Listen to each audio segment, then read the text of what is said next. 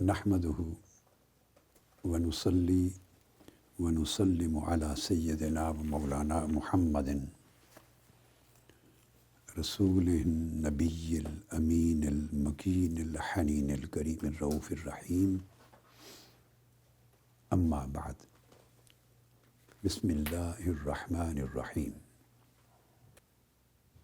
باب حب الرسول صلی اللہ تعالی علیہ وآلہ وسلم من الایمان۔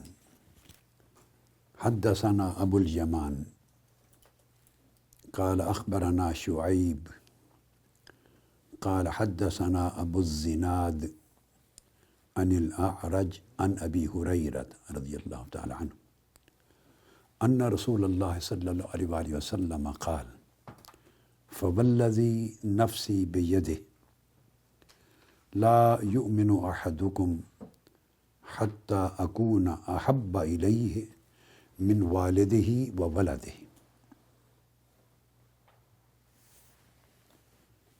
وعن انس عن النبی صلی اللہ علیہ وآلہ وسلم۔ اب یہ اگلی حدیث صحیح بخاری کی پڑھ رہا ہوں۔ پہلی حدیث جو میں نے پڑھی ہے یہ صحیح بخاری کتاب الایمان کی حدیث نمبر 14 تھی۔ اس باب کے تحت کہ حضور نبی اکرم صلی اللہ تعالی علیہ وآلہ وسلم کی محبت ایمان ہے، اس کے تحت دوسری حدیث ہے، حدیث نمبر 15۔ حضرت انس رضی اللہ تعالیٰ عنہ روایت کیا، قال قال النبی صلی اللہ علیہ وآلہ وسلم لا یؤمن احدکم حتی اکون احب الیہ من والدہ و ولدہ والناس اجمعین۔ ایک ہی مضمون کی ایک لفظ کے اضافے کے ساتھ دو حدیثیں ہیں۔ حضور علیہ الصلوۃ والسلام نے فرمایا پہلی حدیث میں کہ مجھے اس ذات کی قسم جس کے قبضہ قدرت میں میری جان ہے، قسم کھانے کے بعد ارشاد فرمایا کہ کوئی شخص اس وقت تک مومن نہیں ہو سکتا جب تک میں اسے اس کے والد یعنی والدین اور ولد اس کا بیٹا یعنی ساری اولاد، ان سب سے بڑھ کر محبوب نہ ہو جاؤں۔ یعنی جب تک کوئی مسلمان یا کوئی شخص اپنے آباء و اجداد، اپنے والدین اور اپنی ساری اولاد کی محبتوں سے بڑھ کر مجھ سے محبت نہ کرے، اس وقت تک اللہ کی عزت کی قسم وہ شخص مومن نہیں ہے۔ اگلی حدیث میں ایک لفظ کا اضافہ فرمایا کہ جب تک وہ اپنے والد یعنی والدین، اپنی اولاد، والناس اجمعین اور پوری انسانیت سے جتنے بھی طبقات ہیں، جتنے بھی رشتے ہیں لوگوں کے ساتھ، جتنے بھی تعلقات ہیں، جہاں جہاں کسی بھی طرح کی محبت بنتی ہے، تو گویا کائنات میں یا عالم خلق میں ساری محبتوں سے اگر میری محبت اس کے دل میں بڑھ نہ جائے تو وہ شخص مومن نہیں ہے۔ اب اس حدیث میں حضور علیہ الصلوۃ والسلام نے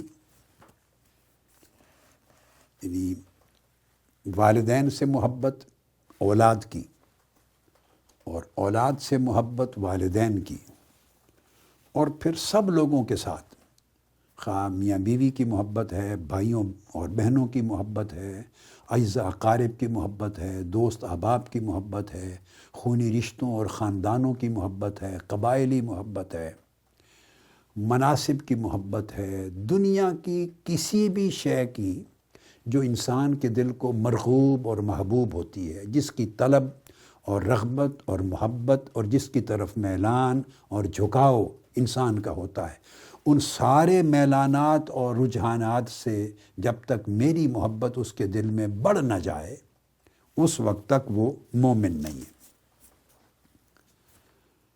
سیدنا فاروق اعظم رضی اللہ تعالیٰ عنہ نے جب یہ حدیث سنی تو آقا علیہ الصلوۃ والسلام کی بارگاہ میں حاضر ہوئے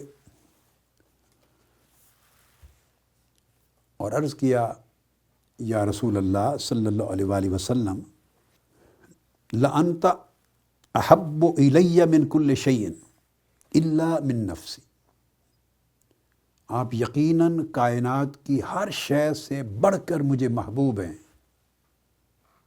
مگر میری محبت جو مجھے اپنی جان سے ہے وہ مجھے زیادہ لگتی۔ اب یہ جملہ ہم لوگ نہیں بولیں گے، چونکہ ہم صدق اور صداقت اور سچائی کے اس مرتبے پر نہیں ہیں، ہم باتوں کو چھپاتے ہیں، حقیقت اور غیر حقیقت میں خلط ملط کرتے ہیں، اندر کی کیفیات کا ادراک نہیں کرتے، یا سچائی جو اندر موجود ہے اس کا اظہار نہیں کرتے۔ صحابہ کرام اور پھر خلفائے راشدین، جن میں سیدنا فاروق اعظم رضی اللہ تعالیٰ عنہ ہیں، وہ مرتبہ ایمان میں اتنے بلند تھے کہ ان کے احساسات میں کوئی ملاوٹ نہیں تھی، ان کے ظاہر اور باطن میں کوئی رکاوٹ اور کوئی فرق نہیں تھا، جو اخفاء میں تھا وہی ان کے اظہار میں تھا۔ یہ ان کے ایمان کا کمال تھا۔ جو چیز انہوں نے محسوس کی، جائزہ لیا کہ جو محبت میری والدین سے ہے، آقا علیہ السلام کی بارگاہ میں عرض کیا آقا آپ کی محبت میں فیل کرتا ہوں ان سے بھی زیادہ ہے، جو محبت اولاد سے ہے میں فیل کرتا ہوں ان سے بھی زیادہ ہے۔ اب یہاں اس حدیث کے ذریعے یہ واضح کیا جا رہا ہے کہ محبت بندہ محسوس کرے، صرف زبان سے کہے نہیں، بلکہ اس کی کیفیات، اس کی لذات، اس کی حلاوتیں، اس کے اثرات اور اس کے احساسات، انسان ان کا ادراک کرے، احساس کرے، محسوس کرے، فیل کرے، کمپیئر کرتے ہوئے۔ تو دیکھا کہ ہر ایک سے محبت میری جو بھی درجے میں ہے، یا رسول اللہ آپ کی محبت ہر محبت سے اور ساری محبتوں کے مجموعے سے بھی بڑھ گئی ہے۔ مگر ایک چیز میں دیکھتا ہوں کہ جو جان کے ساتھ ایک بندے کی محبت ہے، یہ میری محبت ہے زندگی کے ساتھ، اپنی جان کے ساتھ، وہ سٹل سٹرونگر ہے۔ اس پر آقا علیہ السلام نے فرمایا لا یا عمر، عمر اگر جان کی محبت بھی میری محبت کے مقابلے میں زیادہ ہے تو ابھی آپ کا ایمان کمال کے درجے پر نہیں پہنچا، ایمان کامل نہیں ہوا، تقاضا پورا نہیں ہوا۔ آقا علیہ السلام کے ان کلمات کو ارشاد فرمانا تھا، آپ آقا علیہ السلام کے ساتھ چل رہے تھے، آقا علیہ السلام کے کلمات ان کے اندر اتر گئے، اور کلمات کو سنتے ہی انہوں نے کہا واللہ لانت احب الی من نفسی، یا رسول اللہ ہر مخلوق سے اب آپ کی محبت بڑھ گئی ہے، اور آپ کی محبت اب میرے اندر میری جان اور میرے نفس اور میری زندگی کی محبت سے بھی بڑھ گئی ہے۔ جب یہ عرض کیا تو آقا علیہ السلام نے فرمایا فقال عمر الآن یا عمر، اے عمر اب ایمان تمہارا کامل ہو گیا ہے۔ تو مطلب یہ تھا کہ اب ایمان اور دین کی اب تمہارے اندر تکمیل ہوئی ہے، جب ساری محبتیں میری محبتوں کے مقابلے میں نیچے چلی گئی ہیں۔ یہ ایک پیمانہ امام بخاری نے ان دو احادیث کے ذریعے دیا ہے۔ اور محبت جس سے بھی ہوتی ہے اس کی کچھ بنیادیں ہیں، جس کی بنیاد پر آپ کہیے کہ اس کی اقسام ہیں۔ ایک محبت وہ ہے جو فطری طور پر اللہ رب العزت نے کسی کے دل میں ڈال دی ہے کسی شے کے لیے، یہ وہ محبت ہے جو والدین کی اپنی اولاد کے ساتھ ہوتی ہے، والدین کی اپنے اولاد اور اپنے پوتے پوتیوں کے ساتھ، آف سپرنگس کے ساتھ ہوتی ہے۔ یہ ایک شفقت ہے، یہ ایک جبلی محبت ہے۔ دوسری قسم جو ہے وہ بھی اسی طرح من جانب اللہ ہوتی ہے، جو اولاد کی اپنے والدین کے ساتھ ہوتی ہے۔ چونکہ خونی رشتہ ہے تو دونوں سمت اس محبت کی بنیاد فطرت اور جبلت پر ہے، اور جب والدین کی محبت اولاد کے ساتھ ہوتی ہے تو اس میں ایک دوسری قسم کی محبت بھی شامل ہو جاتی ہے، وہ شفقت کی محبت ہے، رحمت اور شفقت، یعنی جبلی محبت اور شفقت اور رحمت کی محبت، عاطفت اور ملاطفت، یعنی دو چیزیں جمع ہو جاتی ہیں۔ پھر ایک محبت کا اور اینگل ہوتا ہے جس کی بنیاد طلب، رغبت اور اشتہا پر ہوتی ہے، اس کو آپ شہوت بھی کہتے ہیں۔ جیسے کھانے کی محبت ہے، پینے کی محبت ہے، اچھی خوراک ہے، اچھی مطاعم ہیں، اچھی لذیذ چیزیں ہیں، اچھے گھر ہیں، اچھی سواری ہے، اچھا رہن سہن ہے، اور جہاں بھی لیول آف کمفرٹ ہوتا ہے جن چیزوں میں اور آدمی سکون اور آرام محسوس کرتا ہے، پھر ان کی محبت پیدا ہوتی۔ اس کا ذکر بھی قرآن مجید سورہ آل عمران کی آیت نمبر 14 میں ہے۔ اعوذ باللہ من الشیطان الرجیم، زین للناس حب الشہوات، یعنی جتنی شہوتیں، رغبتیں، طلبات، رغبات ہیں زندگی کے، ان کی محبت کہا ہے، ان شہوتوں کی محبت مزین کر دی گئی ہے، ان محبتوں کو زینت دے دی گئی ہے، انسان کے لیے اٹریکٹیو کر دی گئی ہے۔ اللہ پاک نے ان محبتوں کو مزین کر کے ڈیکوریٹ کر دیا ہے، اٹریکٹیو بنا دیا ہے آپ کے اندر۔ تو آپ ان محبتوں کے اندر ایک طبعی رغبت، ایک رجحان، ایک میلان، ایک فطری جھکاؤ محسوس کرتے ہیں۔ ان میں من النساء والبنین والقناطیر المقنطرۃ من الذهب والفضہ الی آخر الآیہ۔ اس میں پھر بیویاں بھی ہیں، اس میں بچے بھی ہیں، اس میں اموال اور مال و دولت بھی ہے، اس میں تجارت بھی ہے، سونا چاندی بھی ہے، اور اس میں دیگر طاقت کے مختلف مظاہر بھی ہیں، قوت کے مظاہر بھی ہیں، عزت و شہرت کے مظاہر بھی ہیں۔ یہ سارے مظاہر حیات جن کے اندر طرح طرح کی طلبات، رغبات، شہوات اللہ نے رکھ دی ہیں، یہ محبت مبنی پر اشتہا ہے، اس کی طلب ہے، اس کی شہوت ہے۔ پھر اس کے بعد ایک محبت مبنی پر اجلال و تعظیم ہوتی ہے۔ کسی کا مرتبہ اتنا اونچا ہے، درجہ اتنا اونچا ہے، علم میں، اخلاق میں، اعمال میں، صالحیت میں، تقوی میں، پرہیزگاری میں، برتاؤ میں، تو اس کے اجلال اور تعظیم اور بزرگی اور کرامت اور اس کی جو گریٹنس ہے، اس کی وجہ سے محبت ہو جاتی ہے۔ اس میں اچھے جو اخلاق ہیں جن کے، صالحین کے، اولیاء کے، علماء کا اچھا علم نافع ہے، بزرگوں کی بزرگی ہے، متقی کا تقوی ہے، الغرض یہ سارے محاسن اور اخلاق، اچھے محامد جن کی وجہ سے انسان اکرم، اعلیٰ، عرفہ، بزرگ بنتا ہے، تو لوگوں کی نگاہ میں محبوب بھی ہوتا ہے، لوگوں کی طبیعتیں جھکتی ہیں اس کے اخلاق کی وجہ سے، مٹھاس، اس کی بولی، اس کی زبان، اس کی شفقت، اس کی یعنی عادات، خصائل، تو انسان کو محبوب بناتے ہیں۔ تو ایک ریزن یہ بھی ہو جاتا ہے۔ پھر اس کے بعد ایک اور محبت کا سبب ہوتا ہے، وہ نعمت کا، احسان کا۔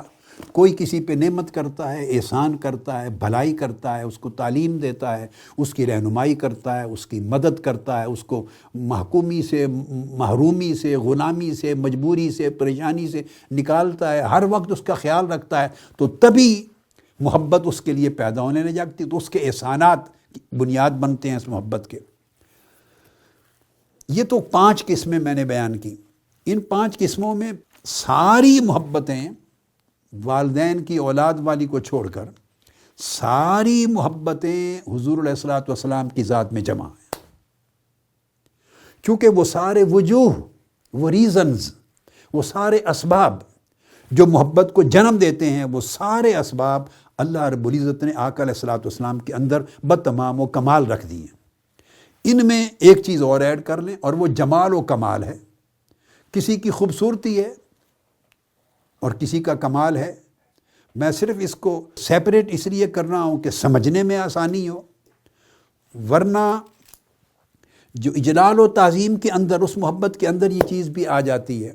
سیپریٹ کر کے آسانی سے سمجھنا ہو تو اس کو الگ قسم بھی بنا لیں۔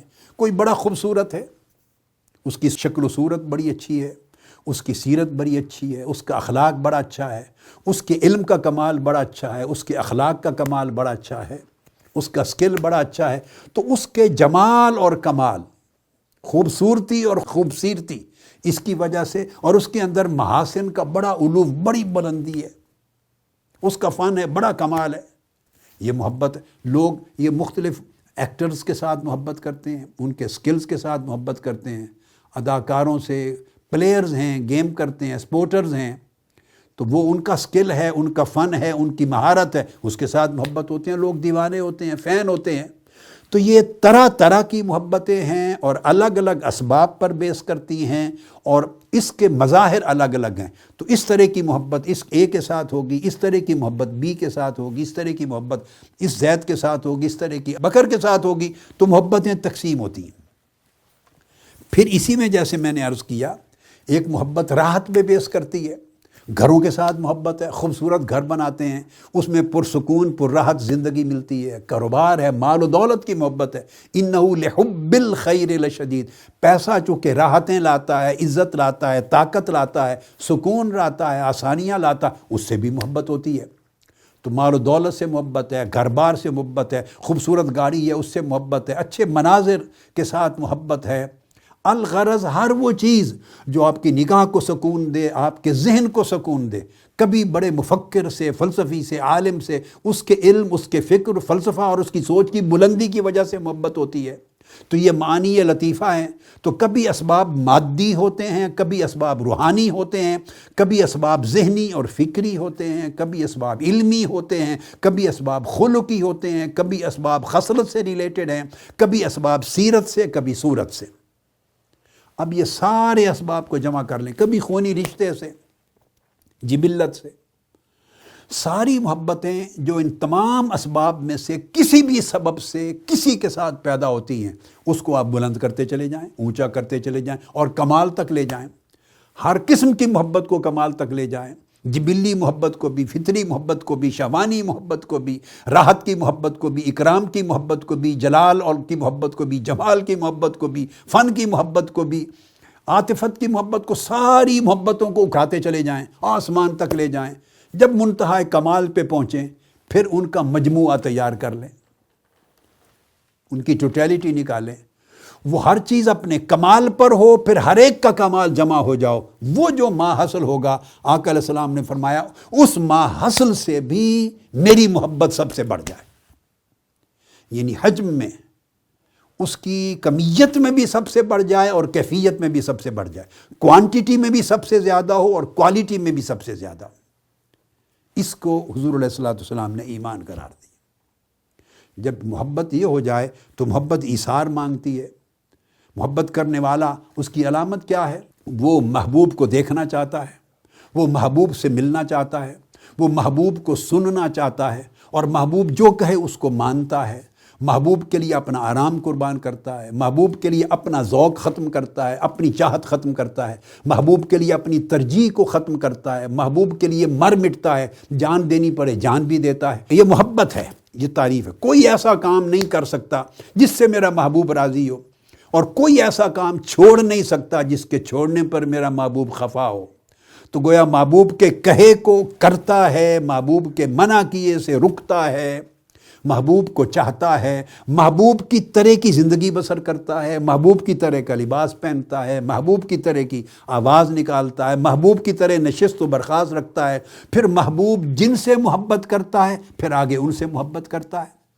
وہ حسن حسین سے محبت کرتے ہیں تو حسن و حسین سے محبت ہوگی، وہ اہل بیت سے محبت کرتے ہیں تو اہل بیت سے محبت ہوگی، وہ صحابہ سے محبت کرتے ہیں تو صحابہ سے محبت ہوگی، وہ صالحین سے محبت کرتے ہیں تو صالحین سے محبت ہوگی، حتیٰ کہ وہ غریب اور محتاج سے محبت کرتے ہیں اس سے محبت ہوگی، وہ انسانیت سے محبت کرتے ہیں تو انسانیت سے محبت ہوگی، وہ پوری اللہ کی مخلوق سے محبت کرتے ہیں تو اللہ کی مخلوق سے محبت ہوگی۔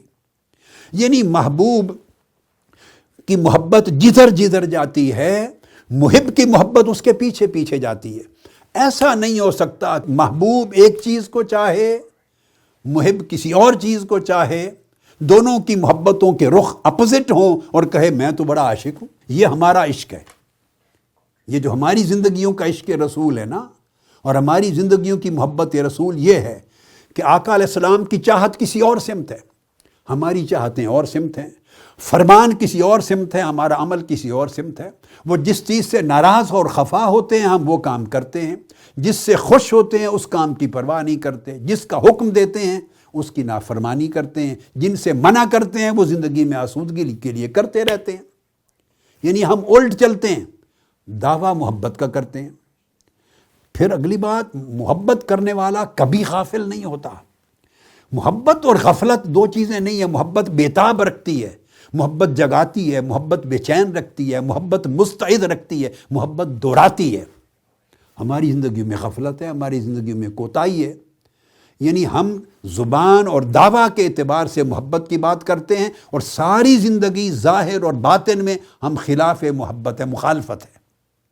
محبت مطابقت چاہتی ہے، مطابقت چاہتی ہے، وہ مخالفت گوارا نہیں کرتی۔ محبت موافقت چاہتی ہے، وہ مخالفت گوارا نہیں کرتی۔ محبت چاہتی ہے، وہ نفرت گوارا نہیں کرتی۔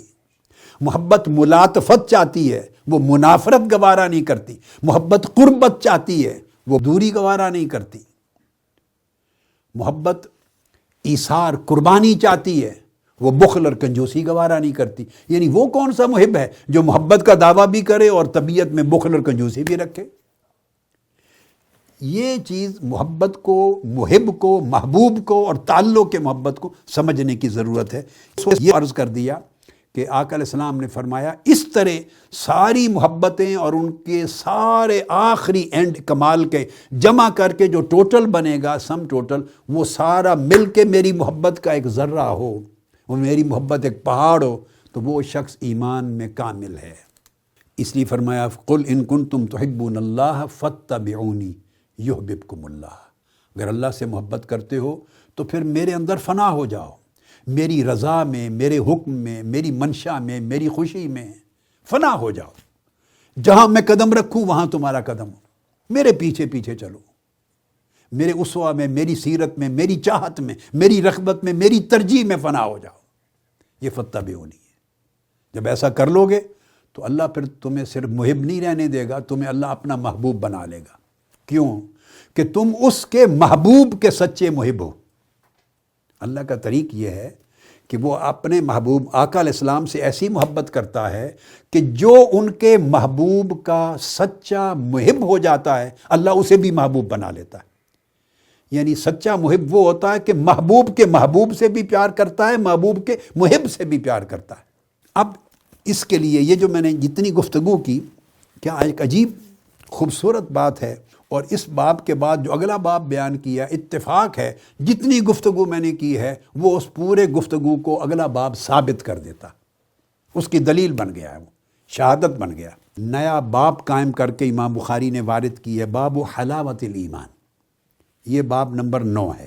اس میں امام بخاری حدیث لائے ہیں کہ آقا علیہ السلام نے فرمایا، اور اس کو بھی روایت کیا عن انس رضی اللہ تعالیٰ عنہ عن النبی صلی اللہ علیہ وآلہ وسلم قال ثلاث من کن فیہ وجد حلاوت الایمان، 3 چیزیں ایسی ہیں جس شخص کے اندر پائی جائیں، جو ان 3 چیزوں کو حاصل کر لے اور ان 3 چیزوں کو اپنی طبیعت میں داخل کر لے، اور ایسا حاصل کرے اور ایسا داخل کرے کہ پوری طبیعت کا مدار ان 3 چیزوں پر بن جائے، یعنی اس کی طبیعت کا مزاج، ٹیمپرامنٹ، اس کا کریکٹر، اس کے اندر کی باطن کی کیفیت ان پر استوار ہو جائے، تو فرمایا اس شخص نے ایمان کی حلاوت کو پا لیا، یعنی ایمان کی لذت کو، ایمان کے ٹیسٹ کو پا لیا۔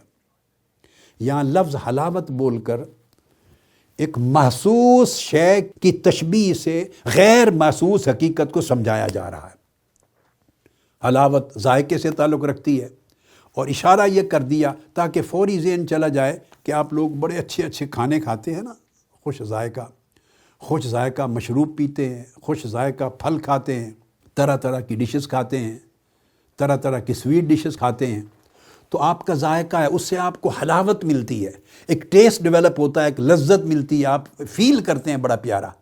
فرمایا ایمان کو بھی اسی طرح، اس خوبصورت مطعم اور مشروب کی طرح ایمان کی حلاوت کو اپنے اندر محسوس کریں، اور جب آدمی ایمان کی لذت کو اور حلاوت کو اندر محسوس کرنے لگ جاتا ہے تو سمجھیں کہ ایمان اس کے اندر ایک زندہ حقیقت بن گیا ہے۔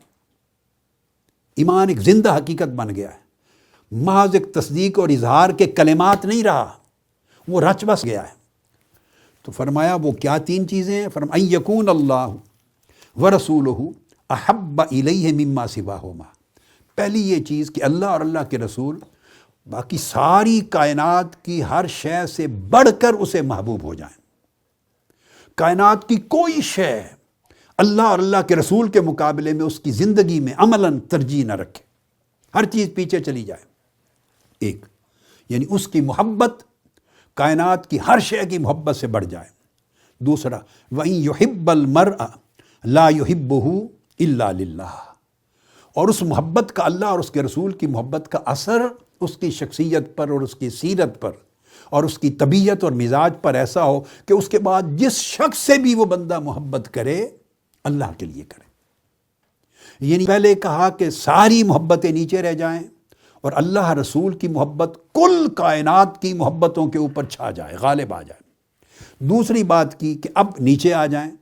اب نیچے جس دنیا میں رہ رہے ہیں وہاں بھی تو محبتیں ہیں نا، جن کی فہرست سمجھ لیں، میں نے پہلی گفتگو کے ابھی پہلے حصے میں بیان کی. اب وہ ساری محبتیں کریں. اللہ رب العزت نے ان محبتوں سے منع نہیں کیا، کمپیریزن کیا ہے کہ ان محبتوں سے اللہ رسول کی محبت بڑھ جائے. نفی نہیں کر دی کہ ساری محبتیں ختم کر دو. ماں باپ اگر محبت اولاد کی ختم کر دیں تو پرورش نہیں کر سکتے. اولاد ماں باپ کی محبت ختم کر دیں تو اس کی عزت اور احترام تکریم نہیں کر سکتے. بھائی بہن خونی رشتے محبت ختم کر دیں تو صلہ رحمی نہیں ہوتی. دوست دوست سے محبت ختم کر دے تو حقوق ادا نہیں ہوتے. خلق سے محبت ختم ہو جائے تو کسی پر احسان اور بھلائی نہیں ہوتی. محبتیں رہیں، وہ چاہیے، وہ درکار ہیں آپ کے حسن اخلاق کے لیے. مگر اللہ رسول کی محبت جہاں آ جائے، اللہ رسول کا حکم آ جائے، امر و نہی آ جائے، اللہ رسول کا میٹر آ جائے، ساری محبتیں اس کے نیچے جھک جائیں. اللہ رسول کی محبت ہر محبت اور کائنات کی ساری محبتوں سے اوپر، اعلیٰ، عرفہ، قوی، اقوی اور طاقتور ہو. اب فرمایا اب آ جائیں نیچے. یہ جو محبتیں ہیں دنیا کی، اس بندے کا پیمانہ بدل جائے کہ جس سے بھی محبت کرے اللہ کے لیے کرے. یعنی اس محبت کو کسی نہ کسی طریقے سے اللہ کے لیے محبت کرنے کا مطلب کیا؟ خیر کے ساتھ جوڑ دے. جس سے بھی محبت کر رہا ہے اپنی اولاد سے محبت کرے اور اس میں نیت، اپنی خیر کی نیت یہ کر لے کہ میں اس سے محبت کر کے خوبصورت پرورش کر رہا ہوں تاکہ نیک انسان بن جائے، تاکہ خوش اخلاق انسان بن جائے. آپ دین کی راہ پر ہیں، علماء جن کی اولادیں ہیں، مشائخ جن کی اولادیں ہیں، اچھے نامور لوگ جن کی اولادیں ہیں، ان سے محبت کریں، ان کی پرورش کریں، مگر اس پرورش کو جوڑ دیں اس نیت اور ارادے اور آبجیکٹو کے ساتھ کہ یہ نیک انسان بنے، اچھے پاکستانی بنے، اچھے مسلمان بنے، انسانیت کی خدمت کریں، حضور علیہ السلام کی امت کا اچھا فرد بنے، ایسا انسان بنے کہ اس سے اللہ اور اللہ کا رسول راضی ہو. یہ دین کی خدمت کرے، انسانیت کی خدمت کرے، اچھے اخلاق وضع کرے، اچھا سکل سیکھے تاکہ لوگ اس سے فائدہ اٹھائیں، اس کے طریقے اچھے ہوں، سچا سچ بولنے والا ہو، جھوٹ سے دور ہو، پرہیز کرے، گناہ سے پرہیز کرے، اس کی سیرت عمدہ ہو، یعنی اس میں تقویٰ ہو. تو گویا جس سے بھی محبت کریں، صحبت رکھیں، تعلق رکھیں، اس کے اندر نیت میں اللہ اور اس کے رسول کی محبت، اللہ رسول کا امر، اللہ رسول کا حکم، اللہ رسول کی ہدایت اور اللہ رسول کا کوئی ایسپیکٹ اس میں شامل کر لیں تو وہ اللہ کے لیے محبت ہو جائے گی کہ اللہ کے رسول اس سے خوش ہوتے ہیں، اس کو ایسا بنا دوں، اس کے ساتھ اس وجہ سے تعلق رکھوں، اس کے ساتھ ایسا رشتہ رکھوں، اس سے اس لیے پیار کروں کہ اللہ کا حکم ہے، اللہ کا حکم ہے، اللہ کے رسول کا حکم ہے، وہ یہ سمت مقرر کرتے ہیں، وہ یہ ڈائریکشن دیتے ہیں. یعنی آپ کی دنیا کے اندر بھی ساری محبتوں کا جو ایگزیکٹ ڈائریکشن ہے وہ اللہ رسول کے حکم اور اللہ رسول کی رضا بن جائے. اور تیسری چیز فرمائی وَإِن يَكْرَهَ أَن يَعُودَ فِي الْكُفْرِ کما یکرہ ان یقذف فی النار، اور اس کو کفر سے نفرت ہو جائے. اور کفر میں معصیت بھی شامل کر لیں، کفر و معصیت سے نفرت ہو جائے اتنی کہ مسلمان ہونے کے بعد واپس کفر کی طرف پلٹ جانا اور نیک اور صالح ہو جانے کے بعد واپس فسق و فجور کی طرف پلٹ جانا، نیک و کار، عبادت گزار اور اللہ کی راہ پر چل لینے کے بعد پھر گمراہی کی راہ کی طرف پلٹ جانا. اس عمل سے اس کو اتنی نفرت ہو جیسے کوئی شخص اسے کہے میں تمہیں آگ میں پھینکتا ہوں، تو آگ میں پھینکے جانے سے جس طرح کتراتے اور گھبراتے ہو اس سے زیادہ گھبراؤ نیکی چھوڑ کے بدی کی طرف پلٹ جانے میں، ایمان چھوڑ کے کفر کی طرف پلٹ جانے میں، صالحیت چھوڑ کے معصیت کی طرف پلٹ جانا. تمہیں اتنا اس سے متنفر ہونا چاہیے تمہیں جتنا آگ میں پڑ جانے سے متنفر ہوتے. اب فرمایا جو یہ تین چیزیں اپنے اندر پیدا کر لے اور اپنی طبیعت اور مزاج کو ان پر استوار کر لے، اس نے دراصل ایمان کی حلاوت چکھی، اس نے ایمان کا ٹیسٹ کیا۔ اب آپ اندازہ کر لیں، اگر ہماری طبیعتیں ان 3 چیزوں پر استوار نہیں ہیں تو ہم نے ایمان کا ذائقہ ہی نہیں چکھا، اس کا مزہ نہیں چکھا، مزہ نہیں چکھا۔ جب ایمان کا مزہ نہیں آتا تو عبادت کی حلاوت نہیں آتی۔ جب ایمان کی لذت اور حلاوت آپ کے من میں نہیں آتی تو نہ عبادت میں لذت، نہ سجدے میں لذت، نہ تلاوت میں لذت، نہ نماز روزے میں لذت، نہ دیگر طاعات میں، عبادات میں، حسنات میں، خیرات میں کوئی حلاوت لذت نہیں رہتی، یکسوئی نہیں رہتی، کیفیت نہیں رہتی۔ کئی بار ہمیں پرابلم آتا ہے کہ ہماری یکسوئی نہیں ہوتی، رجحان نہیں ہوتا۔ بنیادی چیز یہ ہے کہ اپنی طبیعت میں محنت کرنی چاہیے۔ طبیعت میں اگر یہ ساری دنیا پرستی غالب رہے اور اللہ رسول کی محبت ہر محبت پر غالب نہ ہو، اور نیکی کی محبت بدی پر غالب نہ ہو، اور ہر ایک کے ساتھ رشتہ و محبت اللہ کا اس کے رسول کے لیے نہ ہو، یہ 3 چیزیں پوری زندگی کو کنٹرول کرتی ہیں، خیالات کو کنٹرول کرتی ہیں، رجحانات کو کنٹرول کرتی ہیں، ہمارے اعمال کو اور ہمارے جو احوال ہیں اور ہمارے معاملات اور طور طریقے ان کو کنٹرول کرتی ہیں۔ تو من جب جوں سنورتا ہے، یکسوئی خود بخود اس میں سے جنم لیتی ہے۔ یکسوئی انجیکشن سے نہیں آ جاتی یا ورد وظیفے سے نہیں آ جاتی، بینیفٹ ہوتا ہے، ہر چیز سے بینیفٹ ہوتا ہے جو خیر کا باعث ہے، مگر ہر ایک کا ایک نیچرل پروسیس ہے، نیچرل پروسیس ہے۔ یعنی آپ بیج بوئیں اور تنا اگے بغیر کہیں کہ پھل آ جائے، بے صبری ہو جائے تو بیٹھے بٹھائے ورد وظیفے سے پھل لگ جائے، تو پھل ایسے نہیں لگتے۔ پھل لگنے کا ایک مرحلہ ہے، وہاں تک پہنچنے کے لیے آپ کو سارے پروسیسز کو مکمل کرنا ہے۔ پانی نہ دیں، مالی پانی نہ دے اور کہیں کہ درخت اگ جائے، تو پودے اس طرح نہیں اگتے۔ دھوپ نہ ملے، ریکوائرمنٹ ہے، تو کہیں کہ اچھا درخت اور پودے بن جائے، تو اس طرح نہیں ہوتا۔ کھاد نہ ملے تو کہیں پودا اگ جائے، ایسا نہیں ہوتا۔ ہر چیز کی ریکوائرمنٹس ہیں، وہ ساری فلفل ہوں، اور اس میں ماحول بھی ہے۔ ہم گھر کا ماحول اگر فسق اور فجور کا، معصیت کا، نافرمانی کا رکھیں، اور گھر کے ماحول میں اللہ رسول کی محبت کی جگہ ہی نہ ہو، دین کی محبت کی جگہ ہی نہ ہو، اس میں معصیت ہو، غیبت ہو، چغلی ہو، کفر ہو، گناہ ہو، ساری لغویات ہوں، اور چاہیں کہ اس ماحول کے اندر ایک نیکی کا پودا اگ جائے، تقوی کا پودا اگ جائے، صالحیت کا صالح پودا اگ جائے، اولاد پودے کی طرح ہیں۔ تو جس طرح کی زمین میں ان کو رکھیں گے، جیسا بیج ہوگا، جیسی کھاد دیں گے، جیسا پانی، جیسی دھوپ، جیسی پرورش، ویسا پودا اگے گا اولاد کا۔ یہ ایک نیچرل فینومینا ہے۔ تو اللہ رب العزت نے فرمایا کہ یہ وہ شرائط ہے۔ اب اس محبت کے لیے قرآن مجید نے اس سے بھی اور زیادہ ایک جامع مضمون ایک جگہ دے دیا، وہ سورہ توبہ آیت نمبر 24 ہے۔ اعوذ باللہ من الشیطان الرجیم۔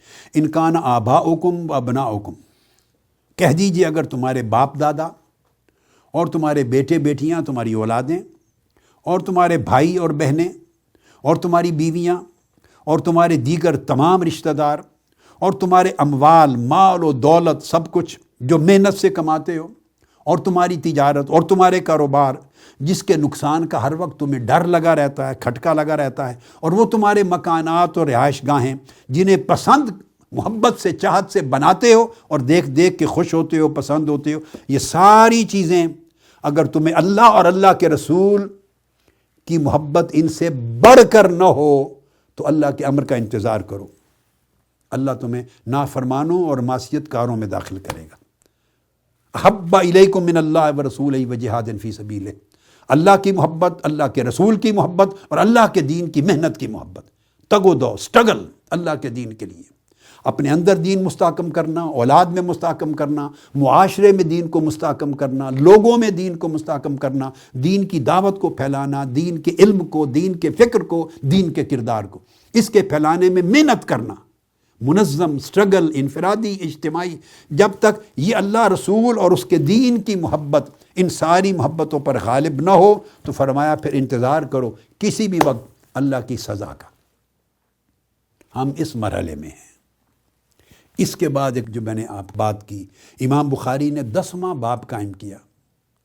اب آپ دیکھیں جتنی گفتگو اب تک میری ہو چکی ہے، یہ تو میں نے گفتگو کی ہے، اس کی شرح کی ہے، مگر امام بخاری نے جو اس کے بعد باب قائم کیا، لگتا ہے ایگزیکٹلی یہی چیز ان کے دل و دماغ میں تھی اور اس کو ابواب بندی کی ترتیب کی شکل میں بیان کرتے آ رہے ہیں۔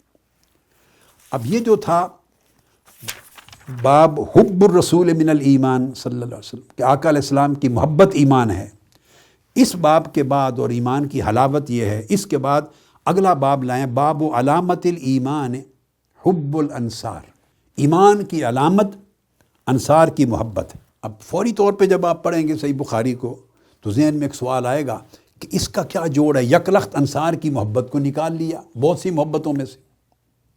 اور صحیح مسلم میں ایک حدیث ہے، آگے آئے گی صحیح مسلم میں، اس میں جو امام مسلم نے ایک باب قائم کیا ہے، وہ اس میں باب قائم کیا ہے کہ انصار کی محبت اور حضرت علی کی محبت ایمان ہے۔ اس میں امام مسلم نے اس باب میں انصار کے ساتھ حضرت علی کا نام ایڈ کیا ہے۔ امام بخاری فرماتے ہیں کہ ایمان کی علامت یہ ہے انصار کی محبت۔ اب یہ فوری سوال پیدا ہوتا ہے، یہ کس لیے؟ یعنی ایک انصار کو چن لیا ہے اور اس مقام پر مہاجرین کا ذکر بھی نہیں کیا۔ آپ دیکھیے سب سے پہلے قربانی کس نے دی؟ جو گھر بار چھوڑ کے آقا علیہ السلام کے ساتھ چلے اور کئی اپنی بیوی بچے پیچھے چھوڑ کے آئے، کاروبار چھوڑ کے آئے، مہاجر ہوئے، مکہ چھوڑ کے جو مدینہ پہنچے وہ مہاجرین ہیں۔ اور جا بجا قرآن مجید میں مہاجرین اور انصار کا اکٹھا ذکر آیا ہے۔ یہاں امام بخاری نے جو باب قائم کیا ہے وہ اکیلے انصار کے عنوان سے، انصار کی محبت ایمان کی علامت ہے۔ اب کیوں؟ یہ وہ مضمون جو پیچھے میں نے بیان کیا اس پہ سنیے کہ اس جگہ انصار کہنے سے مراد کیا ہے؟ انصار دو قبیلوں پر مشتمل تھے جو پہلے زمانے سے چلے آ رہے تھے، معروف قبیلے تھے، اوس اور خزرج۔ اب یہ وہ قبیلے ہیں کہ جب آقا علیہ والسلام کی بعثت ہوئی اور آلموسٹ آپ کو معلوم ہے کہ 7 سال ہوئے تو پھر اتنے مظالم بڑھ گئے تھے قریش مکہ کے کہ 3 سال کے لیے آپ پورے خاندان کو قید کر دیا گیا۔ شیب ابی طالب کا محاصرہ آ گیا، اسے گھاٹی میں بند کر دیا 3 سال کے لیے۔ اور آپ پہلے بھی حدیث میں سن چکے ہیں، اس دوران آپ نے بے شمار صحابہ کرام کو حبشہ ہجرت کر جانے کا کہا تھا تاکہ ظلم سے اپنے آپ کو بچائیں۔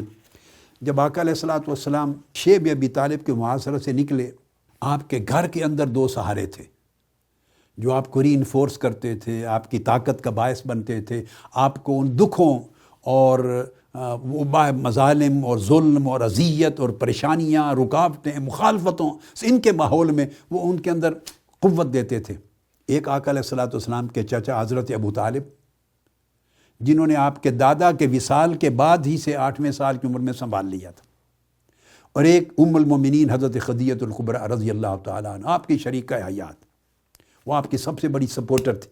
10واں سال تھا بعثت کا، جب محاصرہ کے بعد نکلے شیب ابی طالب سے، یکے بعد دیگرے دونوں کا انتقال ہو گیا۔ وہ غم زدگی تھی، دکھ تھا، رنج اور ملال تھا۔ اس کیفیت میں اللہ رب العزت نے آپ کو معراج پر بلایا تاکہ آپ کے دکھ کو، غم کو دور کیا جائے، اپنی ملاقات کی۔ وہ ایک الگ سبجیکٹ ہے۔ مگر اس کے بعد آقا علیہ السلام نے مختلف قبائل، باہر کے قبائل پر اپنی دعوت شروع کی۔ آپ نے سن رکھا ہوگا کہ طائف بھی گئے، وہاں پھر لوگوں نے پتھر مارے، زخمی ہوئے، واپس تشریف لائے، مختلف قبائل کو دعوت شروع کی۔ تو میلہ لگتا تھا مینا میں، پورے عرب سے، عریبین پیننسولا سے قبائل، مختلف لوگ سینکڑوں میلوں سے اس میلے پر آتے تھے۔ تو آقا علیہ السلام اس پہ چلے جاتے اور جا کے خیمہ لگا کے وہاں دور دراز سے آئے ہوئے، اطراف و اکناف سے آئے ہوئے لوگوں کو دعوت دیتے، توحید کی، اپنی نبوت و رسالت کا میسج دیتے، خیر کی دعوت دیتے۔ اگر شہر مکہ میں مشکلات ہیں تو باہر پھیلے، باہر کی حدود میں۔ اس اثناء میں اس میلے میں یثرب اس وقت اس شہر کا نام تھا جو مدینہ منورہ بن گیا، تو وہاں سے انصار بھی آتے تھے۔ اب میں آپ کو علامت الایمان حب الانصار، یہ باب امام بخاری نے کیوں قائم کیا ہے اور آگے حدیث لائے ہیں، اور مہاجرین کا بھی ذکر نہیں کیا، دیگر صحابہ کا بھی ذکر نہیں کیا۔ یہ بڑی اہم چیز ہے، اس کی بیک گراؤنڈ سمجھا رہا ہوں۔ تو وہاں سے 6 افراد آئے، خزرج قبیلے کے تھے، 6 کے 6۔ وہ آقا علیہ السلام کی انہوں نے باتیں سنی بیٹھ کر، آپ وہاں دعوت دیتے، اجتماع کو ایڈریس کرتے چھوٹے چھوٹے حلقات میں، تو باتیں سنی، وہ ایمان لے آئے آقا علیہ السلام پر، اسلام قبول کر لیا۔ جب واپس گئے آقا علیہ السلام کی بارگاہ سے، تو انہوں نے آقا علیہ السلام کا ذکر مدینہ شہر یعنی اس وقت کے یثرب کے گھر گھر میں پہنچا دیا۔ اور کتب حدیث میں اور کتب سیرت میں یہ بات آتی ہے کہ کوئی ایک گھر ایسا نہیں بچا، ابھی آقا علیہ السلام گئے نہیں ہیں مدینہ طیبہ، یثرب کا ایک گھر نہیں بچا جس میں شام کو آقا کا ذکر نہ ہوتا ہو۔ مخالف ہے، موافق ہے، کسی کو سمجھ ہے یا نہیں ہے، مگر ہر گھر میں آقا کا ذکر ہونے لگا۔ اب یہ سمجھیں کہ امام بخاری کیوں باب و علامت الایمان حب الانصار لائے ہیں، کہ انصار کی محبت ایمان کی علامت ہے۔ اس پورے سیکوینس کو سمجھیں۔ ہر گھر میں حضور کے چرچے ہونے لگے صلی اللہ علیہ وسلم، ہر گھر میں آقا کا ذکر ہونے لگا، یعنی آقا علیہ السلام کے پہنچنے سے پہلے انصار کے 6 افراد نے حضور کا ذکر ہر وہاں پہنچا دیا۔ تو لوگوں کے اندر ایک رغبت پیدا ہوگی کہ ملیں، حضور کا نام لیا جاتا تھا، ہر گھر میں محمد کی بات ہو رہی ہے صلی اللہ علیہ وسلم۔ اس کے بعد اگلا سال آیا، پھر اسی مینا کے میلے پر 6 آدمی اور تیار ہوئے تو 12 آدمی آئے۔ آپ دیکھیں پورے سال کی محنت لگی ہوگی 6 کی، تو اس 6 کی محنت سے سال کے بعد اور 6 تیار ہوئے، 12 آدمی آئے۔ اور ان 12 آدمیوں میں سے 2 قبیلہ اوس کے تھے، باقی 10 لوگ پھر خزرج کے تھے۔ عقبہ کی جگہ پہ آقا علیہ السلام سے ملے، خطاب سنا اور آپ کی بیعت کی، آقا علیہ السلام کی دست اقدس پر بیعت کی اور اسلام قبول کر لیا۔ جب وہ 12 لوگ مسلمان ہو گئے فرسٹ ٹائم، تو حضور علیہ السلام نے 6 پہلے ہوئے تھے، 6 اور ہو گئے، تو آقا علیہ السلام نے پھر ان کے ساتھ حضرت مصعب بن عمیر کو رضی اللہ تعالیٰ عنہ کو ان کا معلم بنا کے بھیجا تاکہ وہ انہیں تعلیم دے اور علم پہنچائیں، قرآن بھی سکھائیں۔ پھر وہ مصعب بن عمیر کی ایفرٹس اور وہ 12 لوگوں کی ایفرٹس، اس کا اگلا سال جب آیا تو اگلے سال کے موسم میں 75 افراد آئے۔ ان 75 افراد میں 73 مرد تھے اور 2 عورتیں تھیں۔ ان ساروں نے اسلام قبول کر لیا اور آقا علیہ السلام کے دست اقدس پر بیعت کی۔ وہاں گفتگو ہوئی، انہوں نے دعوت دی کہ یا رسول اللہ یہاں آپ کے لیے مشکلات ہیں، تنگیاں ہیں، مصائب و آلام ہیں، آپ کی دعوت کو، فکر کو، پیغام کو آگے پھیلانے میں رکاوٹ بن رہے ہیں، آپ ہمارے ہاں یثرب آ جائیں اور ہماری سرزمین یثرب کو مدینہ بنا دیں، ہمارے ہاں آ جائیں۔ انہوں نے دعوت دی۔ آقا علیہ السلام نے فرمایا اگر مجھے لے جاؤ گے، میں تمہارے کہنے پر آ جاؤں گا تو تمہارے اوپر حملے ہوں گے، یہ مکہ والے لوگ گھر نہیں بیٹھیں گے، نہ مجھے سکون اور چین سے بیٹھنے دیں گے، نہ میری دعوت کو چین سے آگے پھیلنے دیں گے۔ پرابلم ان کا میری ذات سے نہیں ہے، پرابلم ان کا میرے فکر سے، میری دعوت سے، میرے پیغام سے، میرے میسج سے ہے۔ اگر وہ دیکھیں گے کہ وہاں پھیل رہا ہے تو پھر وہاں آ کے جنگیں مسلط کریں گے، جنگ کی آگ لگائیں گے، حملے کریں گے، وہاں کے لوگوں کو، مخالفین کو، دیگر مذاہب کو اکسائیں گے، ساز باز کریں گے۔ مجھے لے جانے کا مطلب یہ ہے کہ تمہیں سکون نہیں رہے گا۔ اس پر انہوں نے سوچ سمجھ کے کہا کہ یا رسول اللہ ہم پوری بات سمجھ گئے ہیں، ہم اسلام پر بیعت کرتے ہیں، آپ کی تعلیمات کو قبول کرتے ہیں، اور جو آپ کا دشمن ہوگا اس سے جنگ لڑیں گے، جو آپ کی دعوت کا مخالف ہوگا اس کے ساتھ ہم جنگ لڑیں گے، اور جس طرح اپنی عزتوں کو اور اپنی بیوی بچوں کو بچاتے ہیں اس سے کہیں بڑھ کر یا رسول اللہ آپ کے دین کو، آپ کی دعوت کو اور آپ کو بچائیں گے۔ گویا انہوں نے آقا علیہ السلام سے دائمی وفاداری اور جان نثاری کا عہد کر لیا۔ مینا میں یہ بیعت عقبہ اولیٰ تھی اور یہ بیعت عقبہ ثانیہ۔ آقا علیہ السلام سے سن لیں، محبت کا، دائمی وفاداری کا، جان نثاری کا، اور آقا علیہ السلام کے لیے سب کچھ لٹا دینے، حتیٰ کہ اپنی اور اپنے بچوں کی جانیں تک لٹا دینے کا عہد کر لیا، اور پھر وہ وفاداری، جان نثاری مرتے دم تک نبھائی۔ وہ بھی سن لیں کیسے نبھائی۔ انہی کے پھر نوجوان تھے انصار کے، مدینہ کے، جن کی کثرت، مہاجرین بھی آ گئے، پھر صحابہ کرام جو بدر میں بھی لڑے آقا علیہ السلام کے دین کی حفاظت کے لیے، احد میں بھی، احزاب میں بھی، حدیبیہ میں بھی آئے، خیبر بھی گئے۔ وہ پوری زندگی 10 سال آقا علیہ السلام کے لیے اپنی جانیں دیتے رہے۔ اور صحیح بخاری میں ہی آتا ہے فتح مکہ ہو گئی، مکہ فتح ہو گیا۔ آقا علیہ السلام پھر اس کے بعد حنین سے حملہ ہونے لگا۔ طائف اور حنین کے قبائل جب دیکھا کہ مکہ والے شکست کھا گئے ہیں اور اسلام کا جھنڈا لہرا رہا ہے، تو وہ سارے کفار و مشرکین حملہ آور ہونے لگے مکہ پر کہ پھر چھین لیں اسلام سے ہم یہ سرزمین۔ تو آقا علیہ السلام ادھر گئے، حنین کی جنگ ہوئی، مال غنیمت آیا، نئے نئے قریش، بڑے بڑے قبائل، بڑے سربراہ، وہ دیکھا دیکھی کہ یہ تو اسلام اب غالب آ گیا پوری عرب کی سرزمین پہ، وہ بھی قافلہ اسلام میں شامل ہو گئے، اور شامل ہو کے وہ بھی غزوہ حنین کے لیے چل پڑے۔ آقا علیہ السلام دیکھ رہے تھے کون پرانے جانثار ہیں، کون پرانے وفادار ہیں، جو روز اول سے مجھے عہد کر کے لے گئے تھے، مجھے سنبھالا، میرے دین کو پھیلایا، جانیں لٹائیں، مال لٹایا، میرے مہاجرین آنے والوں کو گھر بار دیے، دیکھ رہے تھے۔ مگر جب حنین کے مال غنیمت آیا تو وہ جو نئے نئے بڑے قریشی سردار آئے تھے مال کے لیے، آقا علیہ السلام نے 100 50 اونٹ لد کے بار بڑھ کے ان کو دیے، مال غنیمت بہت زیادہ ان کو دیے۔ کچھ نوجوان تھے وہی انصار مدینہ میں سے، انہوں نے آپس میں، نئے نوجوان ہوتے ہیں نا، ہر حکمت کو ہر کوئی نہیں سمجھتا، اور وفاداری اور تابع داری اور جانثاری کا درجہ معرفت کے ساتھ، معرفت کا بھی اتنا نہیں ہوتا، سمجھ کا لیول بھی ہر ایک کا اتنا نہیں ہوتا، ساتھ نفس بھی ہے، خیال آ گیا کہ جانیں ہم نے لڑائی ہیں، قربانیاں ہم نے دی ہیں، خون ہم نے اپنے گروائے ہیں، سب کچھ ہم نے لٹایا ہے، اور آج مال غنیمت 100 اونٹ لاد لاد کے دے رہے ہیں ان لوگوں کو جو فتح مکہ کے بعد صرف مال غنیمت کی خاطر مسلمان ہو کے قافلہ اسلام میں آئے ہیں، ان کو تو کسی نے اس طرح کی باتیں شروع کر دی کہ یہ کیا ہے، حق تو ہمارا تھا، ابھی بھی ہماری تلواروں کی دھار سے قطرے خون کے بہہ رہے ہیں، ان کے ساتھ ہم لڑے ہیں، اور وہ مال غنیمت بھی انہی کے لوگ جو کل آئے ہیں وہ لے جا رہے ہیں۔ آقا علیہ السلام تک بات پہنچ گئی، آپ نے کھڑے ہو کے ارشاد فرمایا، خطاب کیا، وہ آپ کا خطاب بھی صحیح بخاری اور صحیح مسلم میں ہے، میں خلاصہ بتا رہا ہوں۔ آقا علیہ السلام نے کیا بات کی، یہ اس کی طرف دھیان ہے کہ کون سی چیز ان کے اندر چھپ گئی۔ آقا علیہ السلام نے فرمایا، میں نے بات سن لی ہے، بتاؤ کیا تمہیں جو تقسیم میں کر رہا ہوں یہ تقسیم پسند نہیں ہے؟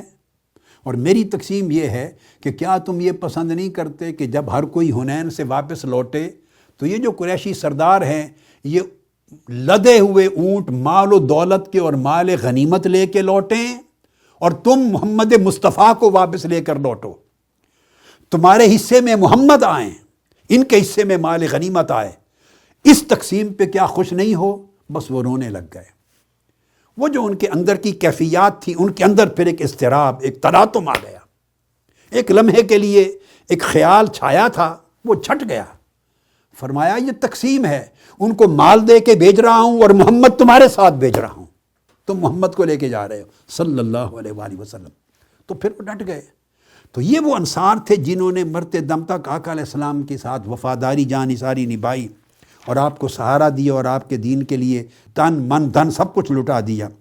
آقا علیہ السلام ان کی عمر بھر کی اس وفاداری کو سامنے رکھ کر فرما رہے ہیں، جنہوں نے میری تابعداری کی اور عمر بھر میری جانثاری کی اور میری وفاداری کی اور سب کچھ لٹا دیا میری وفاداری میں، وہ انصار تھے۔ فرمایا ان سے محبت جو شخص کرے گا اس کی ایمان کی علامت ظاہر ہوگی۔ تو انصار سے محبت کرنا ایمان کی علامت۔ اب جو اس کے تحت حدیث لائے ہیں وہ بڑی ایمان افروز حدیث ہے، یہ باب قائم کیا ہے، اور حضرت انس رضی اللہ تعالیٰ عنہ سے مروی حدیث، آقا علیہ السلام نے فرمایا عن النبی صلی اللہ علیہ وسلم قال آیت الایمان حب الانصار و آیت النفاق بغض الانصار، ایمان کی نشانی انصار کی محبت ہے، اور منافقت کی نشانی انصار کا بغض ہے۔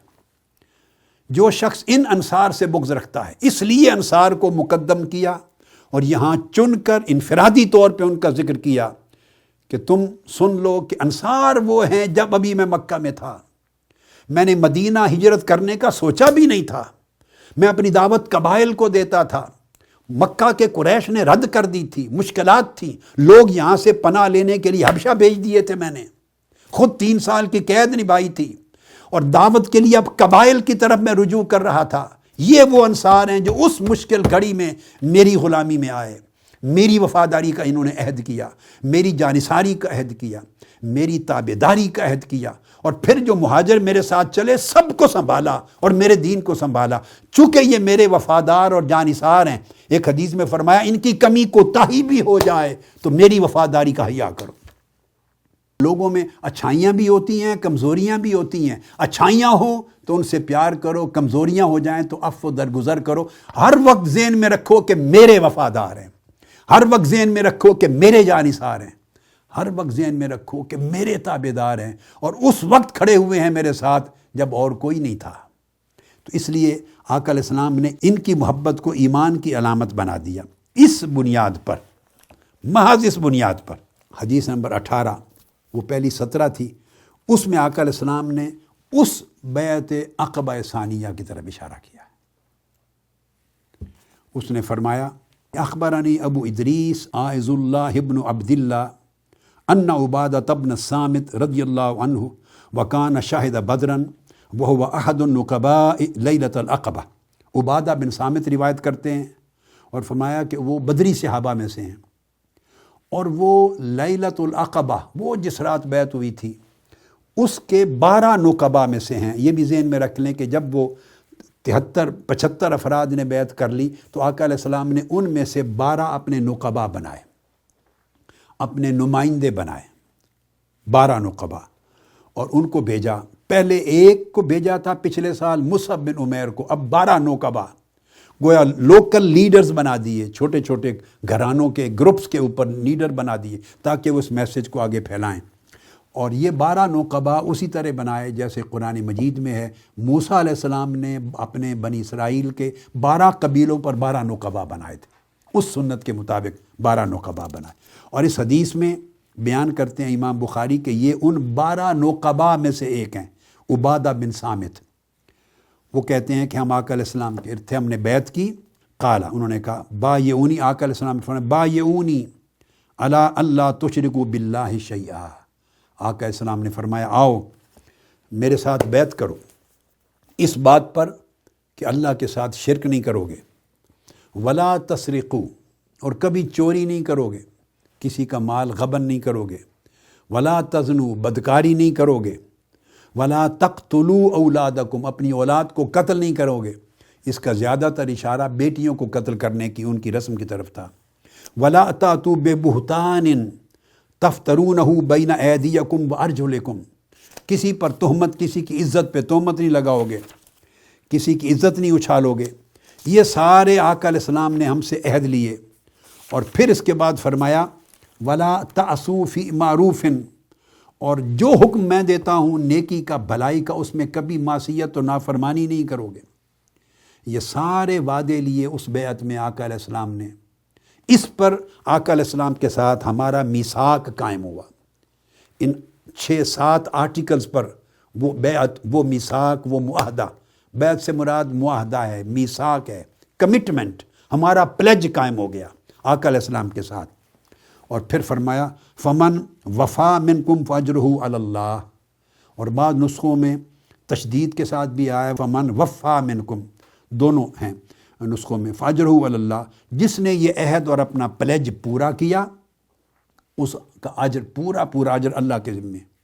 ومن اصاب من ذلک شیئا، اور جس نے اس میں سے کوئی خرابی کی، کوئی کمی کر دی، کوئی نافرمانی، غلطی سے گناہ کر بیٹھا، فعوقب فی الدنیا، اور اس کی پراپر سزا مل گئی، اس کو حد جاری ہو گئی، تعزیر جاری ہو گئی، سزا مل گئی، فہو کفارۃ لہ، تو دنیا کی جو پنشمنٹ ہے یہ اس کا آخرت کے لیے کفارہ بن جائے گا۔ سیدنا علی نے فرمایا اللہ پاک اس طرز عمل سے بلند ہے کہ وہ جس کو دنیا میں پوری سزا مل گئی ہو تو آخرت میں دوبارہ اسی عمل پہ، اسی جرم پہ سزا دے، وہ کفارہ بن جاتا ہے۔ ومن اصاب من ذلک شیئا، اور جس نے کوئی ایسی نافرمانی کی، گناہ کر بیٹھا، ثم سترہ اللہ، اور پھر اللہ نے اس پہ پردہ ڈال دیا، یعنی وہ اس کا گناہ یا عیب یا خرابی کھلی نہیں، جب کھلی نہیں تو صاف ظاہر ہے دنیا میں سزا بھی نہیں ملی، اللہ نے جو پردہ ڈال دیا، فہو الی اللہ، وہ امر اللہ کی طرف ہے، وہ اللہ کی مشیت پر ہے۔ ان شاء عفا عنہ، وہ جب اگر چاہے گا تو معاف کر دے گا، کوئی سزا نہیں دے گا، وَإِن شَاءَ عَاقَبَهُ، اگر چاہے گا تو سزا دے گا، یہ اللہ کا امر ہے۔ فَبَايَعْنَاهُ عَلَى ذَلِكَ، ہم نے اس امر پر آقا علیہ الصلوۃ والسلام سے بیعت کی۔ یہ جو حدیث پاک بیعت جو ہے انصار کے ساتھ، یہ اس کے اوپر یہ لائے ہیں حضور علیہ الصلوۃ والسلام کے ارشاد کے ساتھ ہی۔ اب اس سے ایک تو یہ چند چیزیں جو اس حدیث پاک سے ثابت ہوئی، ایک یہ کہ بیعت معاہدہ ہے، وَإِذْ أَخَذْنَا مِيثَاقَ بَنِي اسرائیل، جا بجا قرآن مجید میں ہم نے بنی اسرائیل سے یہ پلیج لیا، اللہ پاک نے انبیاء سے لیا کہ حضور علیہ السلام پر ایمان لاؤ گے اور آقا علیہ السلام کی جب بعثت ہوگی تو ان کے دین کی مدد کرو گے. اذ اخذ اللہ میثاق النبیین لما آتیتکم من کتاب الی آخر الآیہ. اللہ نے میثاق لیا. آقا علیہ السلام میثاق لیتے. اسلام کا میثاق، اسلام کا معاہدہ، معاقدہ، عقد، معاہدہ، اللہ کے دین کو قبول کرنے پر، اوامر کو قبول کرنے پر، نواہی کے قبول کرنے پر، طاعات پر عمل کرنے پر، جہاد پر. کبھی پہلے ہجرت کا ہوتا تھا تو آقا علیہ السلام مختلف وقتوں میں، اس وقت کلچر تھا کہ مختلف وقتوں میں بیعت لیتے. بیعت سے مراد معاہدہ لیتے، کمٹمنٹ لیتے، ان کی پلیج لیتے، اور حکم تھا قرآن مجید میں جو پلیج کر دی اس کو پورا کریں. تو کبھی اسلام پر پلیج ہوتی. قرآن مجید میں بھی اس کا ذکر آتا ہے. خواتین نے بیعت کی آقا علیہ السلام سے. سورہ ممتحنہ کی آیت نمبر 12، یا ایھا النبی اذ جاءک المؤمنات یبایعن علی ان لا یشرکن باللہ شیئا ولا یسرقن ولا یزنین ولا یقتلن اولادہن. اسی طرح کا مضمون پورا بیان کر دیا جو حدیث بخاری میں تھا. یہ قرآن مجید کی آیت. آقا علیہ السلام جو قرآن مجید میں اترا یہی مضمون اس میں رکھا کہ وہ اسلام کو قبول کریں گے، شرک نہیں کریں گے، چوری نہیں کریں گی، بدکاری نہیں کریں گی، اولاد کو قتل نہیں کریں گی، کسی پر تہمت نہیں لگائیں گی، نیکی پر ہر حکم کو قبول کریں گی. اور پھر اس طرح آقا علیہ السلام نے، یعنی حضرت جریر کہتے ہیں بایعت رسول اللہ صلی اللہ علیہ وسلم علی شہادت اللہ الہ الا اللہ. تو شہادت توحید و رسالت پر بیعت کرتے، و اقام الصلاۃ و ایتاء الزکاۃ و السمع والطاعۃ والنصح لکل مسلم، اور امیر کی سمع و اطاعت پر اور ہر مسلمان اور ہر شخص کے لیے خیر خواہی پر. اس کے لیے بیعت لیتے، یعنی معاہدہ لیتے، کمٹمنٹ لیتے، پلیج لیتے. کبھی بیعت ہوتی علی النصرۃ والمنع، کہ میرے دین کی مدد کرو گے اور دشمنوں کے حملوں سے حفاظت کرو گے مجھے، میرے دین کو. یہ بیعت عقبہ ثانیہ جو ہوئی وہ بیعہ علی النصرۃ والمنع تھا، دین کی مدد اور نصرت کی بیعت تھی. کبھی بیعت جہاد لیتے، جہاد کے لیے کفار حملہ کر رہے ہیں تو بھاگ نہیں جاؤ گے میدان چھوڑ کر. جیسے سورہ الفتح میں فرمایا لقد رضی اللہ عن المؤمنین اذ یبایعونک تحت الشجرہ الذین یبایعونک انما یبایعون اللہ. جو درخت کے نیچے بیٹھ کے بیعت کر رہے ہیں وہ رضوان کی بیعت کہلاتی ہے، بیعت رضوان، کہ فرار نہیں کرو گے اگر کفار نے حملہ کیا تو جان دے دیں گے. تو اس ایثار کی، جان ایثاری کی، اس کے اوپر بیعت لیتے. کبھی بیعت لیتے محض عمل خیر پر، کہ زندگی میں خیر اور صلاح کے امر پر قائم دائم رہو گے. البیعۃ علی الخیر. حضرت مجاشع بن مسعود رضی اللہ تعالیٰ عنہ وہ روایت کرتے ہیں کہ میں اپنے بھائی کو لے کر گیا آقا علیہ السلام کی بارگاہ میں، ابو معبد اپنے بھائی کو، کہ یا رسول اللہ فتح مکہ ہو چکا تھا تو اس وقت لے کے گیا. فقلت یا رسول اللہ بایعہ علی الہجرہ، اس سے بیعت لے لیں کہ یہ ہجرت کرے، ہجرت کی بیعت، یعنی ہجرت کا پلیج لیں، ہجرت کا وعدہ لیں. آقا علیہ السلام نے فرمایا قد مضت الہجرۃ باہلہا، ہجرت ختم ہو گئی. فقلت بأی شیء تبایعہ، میں نے عرض کیا یا رسول اللہ اب پھر کس چیز کا پلیج لیں گے، اس سے بیعت لیں گے؟ قال علی الاسلام والجہاد والخیر. اسلام کا پلیج، جہاد، اللہ کے دین کے لیے جہاد کرنا، یعنی اسٹرگل کرنا، تگ و دو کرنا، محنت کرنا، اور خیر، ہمیشہ خیر پہ رہنا اور خیر پہنچانا. کبھی البیعہ علی السمع والطاعت ہوتی. اس کی بیعت بھی الفاظ آتے ہیں، حضرت عبادہ بن صامت ہی کہتے ہیں کہ بایعنا رسول اللہ صلی اللہ علیہ وسلم علی السمع والطاعت فی العسر والیسر والمنشط والمکرہ وعلی عثرۃ علینا وعلی ان لا ننازع الامر اہلہ. ہم نے آقا علیہ السلام سے بیعت کی اس پر کہ سمع و طاعت، جو حکم ہوگا اس کی اطاعت کریں گے، تنگی میں بھی، آسانی میں بھی، مشکل میں بھی، اچھے حالات میں. اور کبھی جو صاحب امر ہوگا اس کے ساتھ نزاع، جھگڑا نہیں کریں گے تو اطاعت اولی الامر بھی کریں گے. یہ جو بیعت ہے یہ پھر بعد میں ائمہ، خلفائے راشدین اور ان کے ہاں مروج رہی. جب خلفاء ہوتے، عمرا، امیر المومنین منتخب ہوتا یا مقرر ہوتا تو لوگ سمع و طاعت کی اس کے ساتھ بیعت کرتے. تو یہ بیعت سمع و طاعت تھی. کبھی آقا علیہ السلام حق پر استقامت کی بیعت لیتے، یعنی علی ان نقول بالحق اینما کننا لا نخاف فی اللہ لومۃ لائم. یہ سب متفق علیہ حدیثیں ہیں، جتنی حدیثیں پڑھی ہیں یہ سب بخاری اور مسلم کی ہیں، کہ اس پر بیعت لیتے کہ ہم حق پر قائم رہیں گے، جب بھی کلمہ بولیں گے حق اور سچ کا بولیں گے، اور کبھی بھی ملامت کرنے والے کی ملامت سے خوف زدہ نہیں ہوں گے. یعنی فلاں نے یہ کہہ دیا، فلاں نے یہ کہہ دیا، فلاں نے یہ کہہ دیا، لوگوں کی باتیں سن کر گھبرائیں گے نہیں، استقامت کے ساتھ حق پر ڈٹے رہیں گے اور حق کے ساتھ وفاداری کریں گے. کبھی بیعت نصیحت کی ہوتی، صرف خیر کے لیے.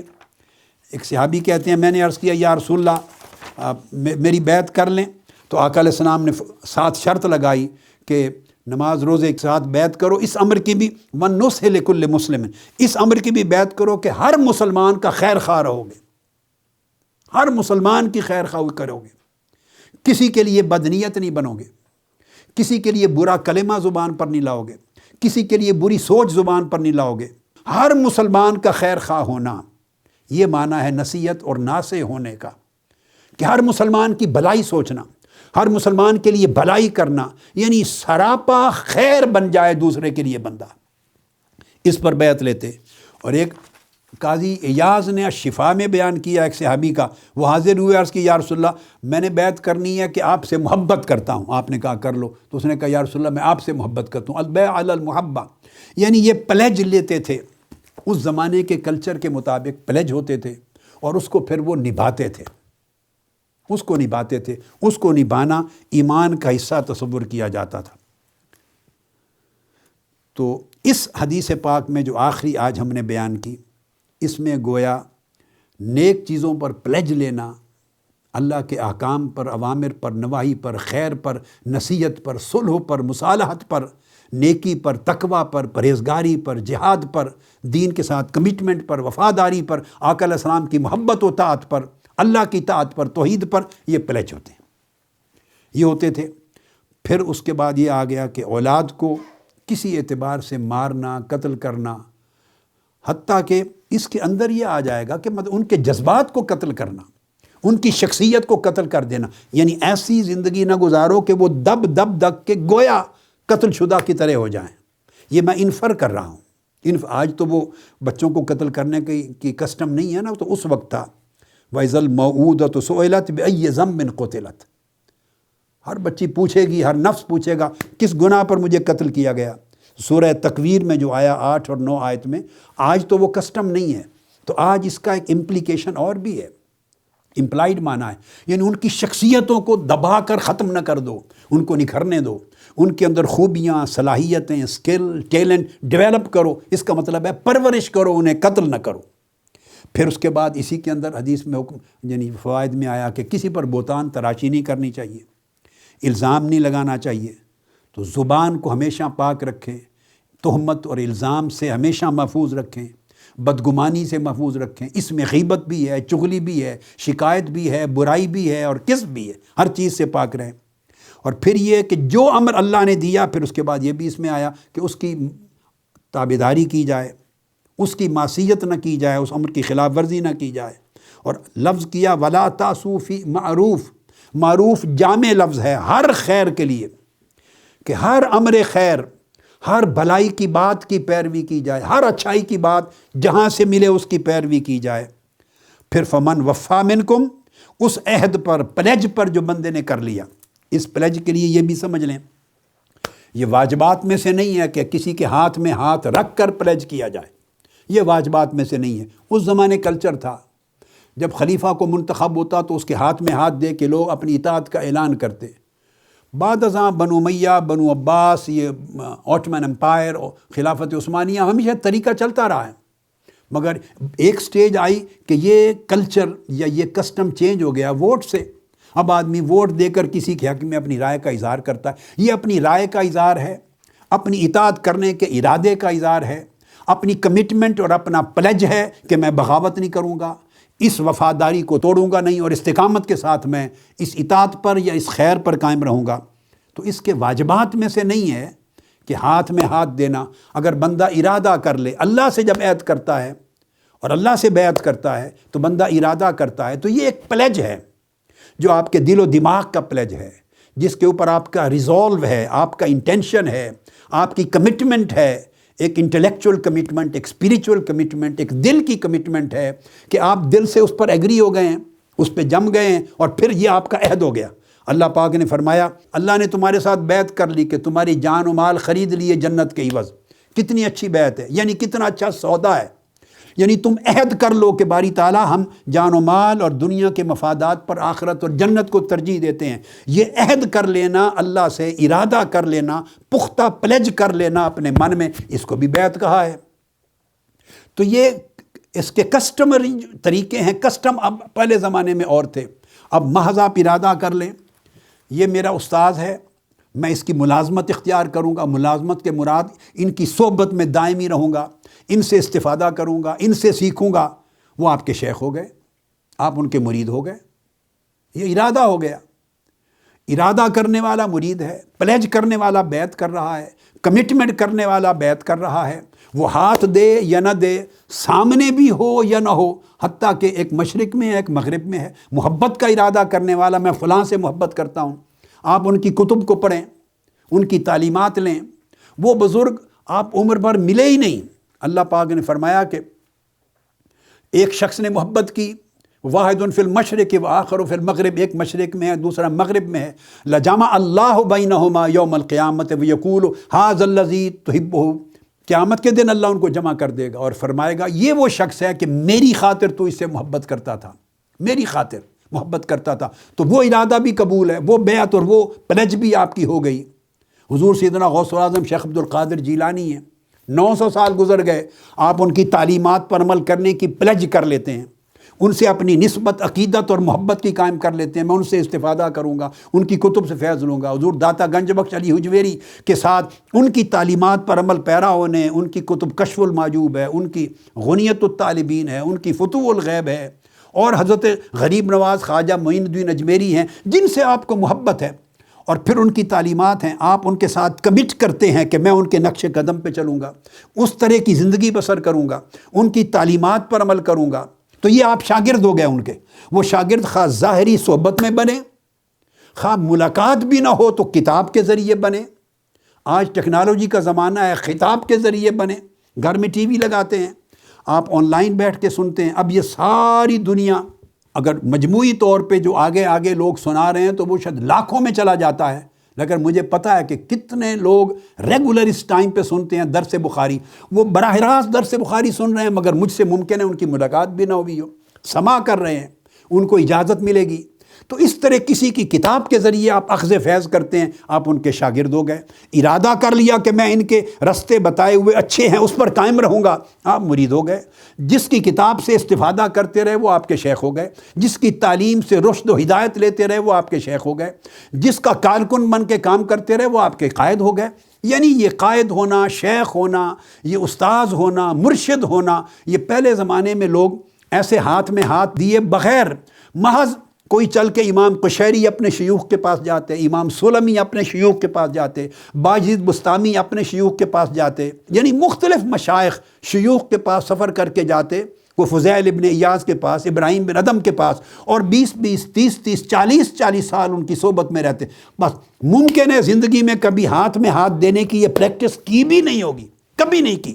پہلے زمانے یہ متداول نہیں تھی، یہ بات یہ صرف خلفاء کے لیے رہ گئی تھی سیاسی طور پہ، اور شاید خلفاء اس کو پسند نہیں کرتے ہوں گے کہ کوئی اس طرح کی اب بیعت کی پریکٹس کرے، وہ اس کو اپنے لیے تھریٹ سمجھتے ہوں گے۔ اس وجہ سے ائمہ اطہار اہل بیت کو زہر دی جاتی رہی، ان کو شہید کیا جاتا رہا، کہ وہ تھریٹ سمجھتے تھے بنو عباس اور بنو امیہ کے خلفاء کہ کہیں یہ قوت اپنے ارد گرد جمع کر رہا ہے، اپنے مرید بنا رہا ہے، اپنے فالوور بنا رہا ہے، یہ طاقت بنے گی، پھر ہمارے تھرون کو چیلنج ہوگا، اور پھر ہمارے اچھے برے کاموں پر نگاہ۔ تو وہ ممکن ہے وہ صرف جا کے صحبت میں بیٹھتے، خدمت کرتے اور ان سے سبق سیکھتے، ان کے فیوضات لیتے، ان کی تعلیمات لیتے، اور وہ ساری کتابیں پڑھے تو لکھا ہوتا ہے ان کے شیوخ فلاں فلاں ہیں، یعنی محدثین کے بھی شیوخ درج ہوتے ہیں، وہ ان سے روایت لیتے تو ان کے شیخ ہو جاتے۔